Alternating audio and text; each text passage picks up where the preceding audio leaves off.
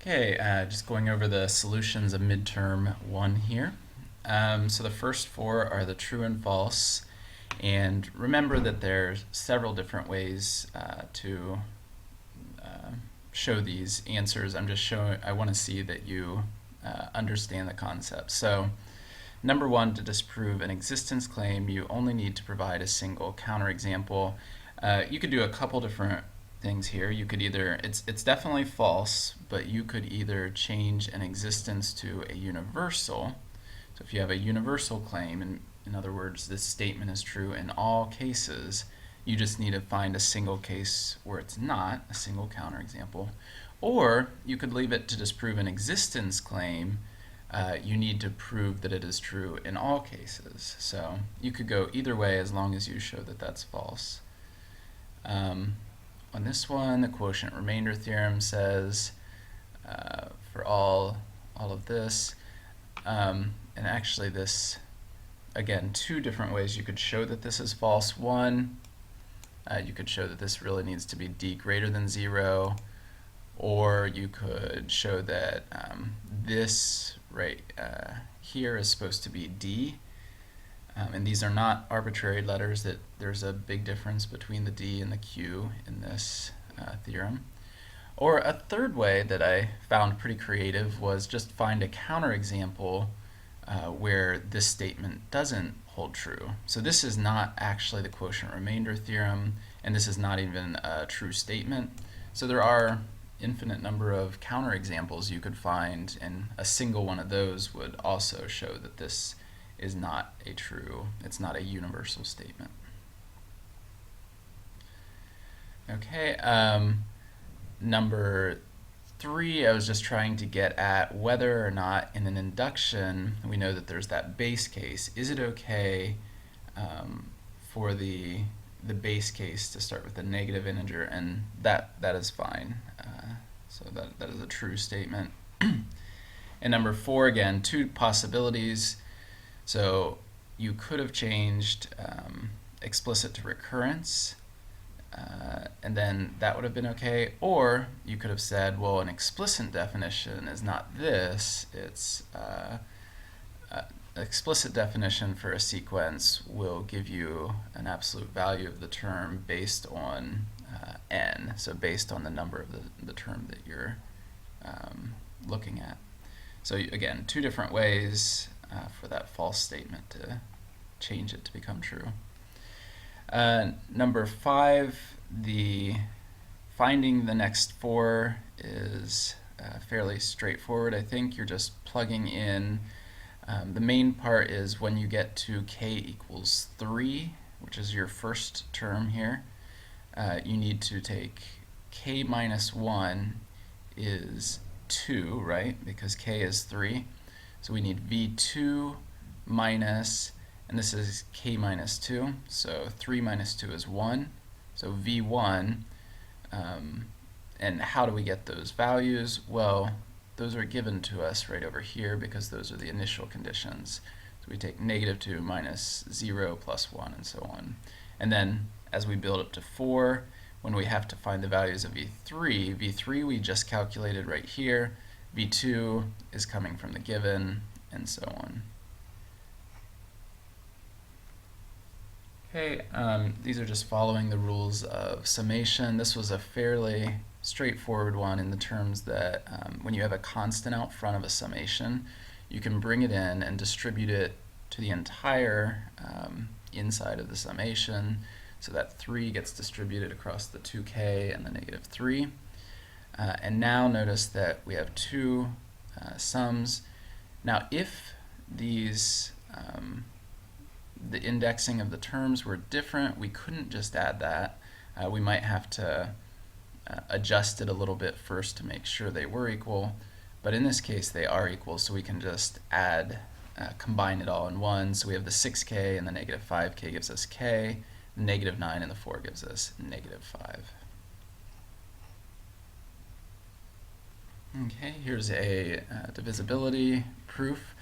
So on all of these, I would highly recommend that you write it out in terms of symbols. for two reasons. One is it'll give you something concrete to dig into for your proof. Two, if you try to do it without that, you may get to a point where you convince yourself, but you don't provide a convincing proof on the actual exam or to whoever you're presenting to. So as soon as I see A divides B, I would rewrite that in what that actually means is that there is an integer k such that when it's multiplied by a, we get b. So now we know that ak equals b. Similarly, we have that a divides c gives us a different integer, so that's also important. We shouldn't just use k again, because we don't know that it's the same integer.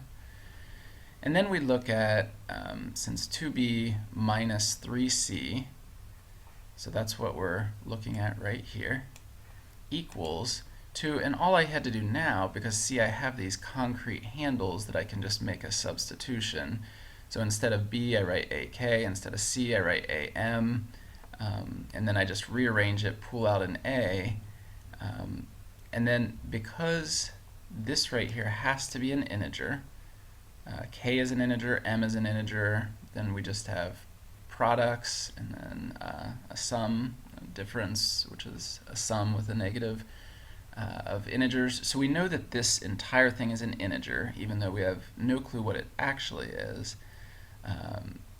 We know that a times some integer equals this 2b minus 3c, which is the definition of divisibility. So this is a true statement, and we've proven it. Okay, disproves are always nice because they're quick and simple. As long as it's disproving a universal claim, we just need a single counterexample.